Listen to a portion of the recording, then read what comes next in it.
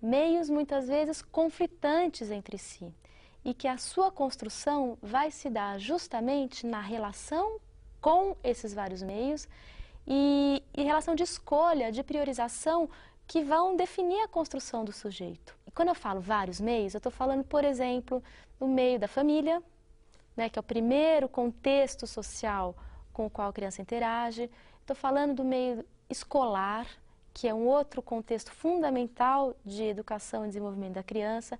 Estou falando também de meios não tão concretos, como, por exemplo, o meio dos valores, que podem ser diversos, né? A criança pode ter acesso aos valores da família, pode ter acesso a valores de uma outra comunidade, na escola serem outros valores e etc. Essa ideia é importante porque quebra uma ideia muito fortemente presente na escola de que a criança é um resultado linear do seu meio familiar.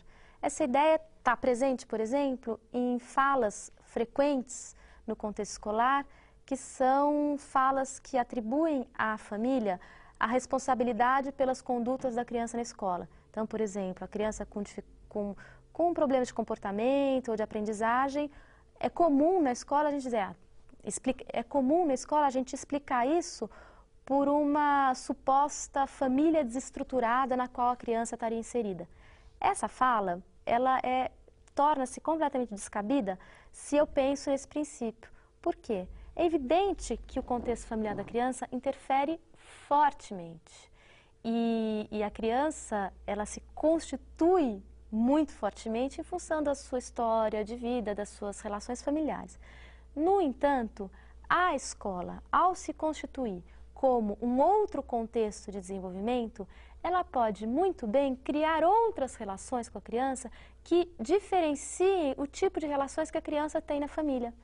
E a criança, nas suas diferentes idades, logo aprende a agir diferente em função do contexto. Isso a gente vê mesmo na família, que a criança muitas vezes se dirige ao pai de um jeito e à mãe de outro jeito.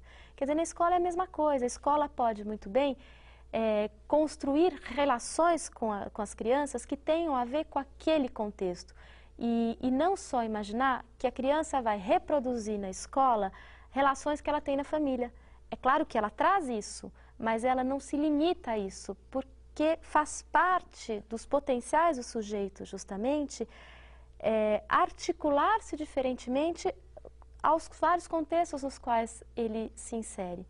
Logo, isso quebra a suposição da escola de que, para ela ter êxito na sua tarefa educativa, ela precisa ter uma total sintonia com a educação familiar.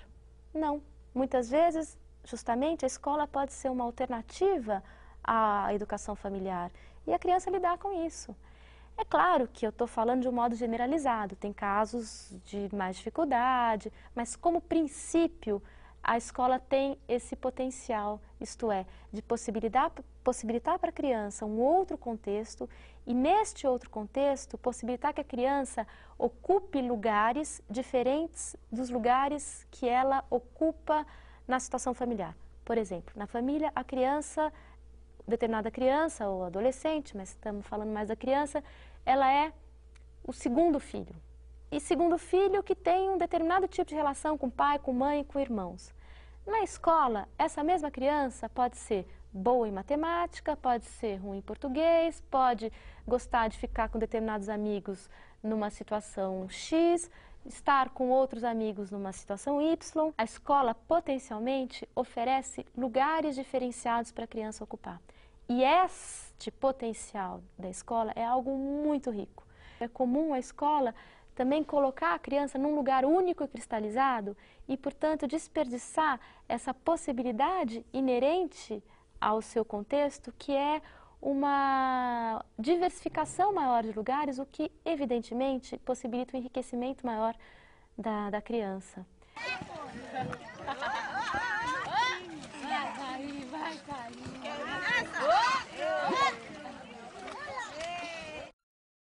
Diante de uma teoria tão complexa, né, o que a gente fez foi pincelar alguns aspectos que apontam para o interesse e a atualidade dessa perspectiva teórica e é evidente que longe de esgotá-los, né? A ideia é que cada um possa ir por sua conta, aprofundando os aspectos que interessar mais e tal.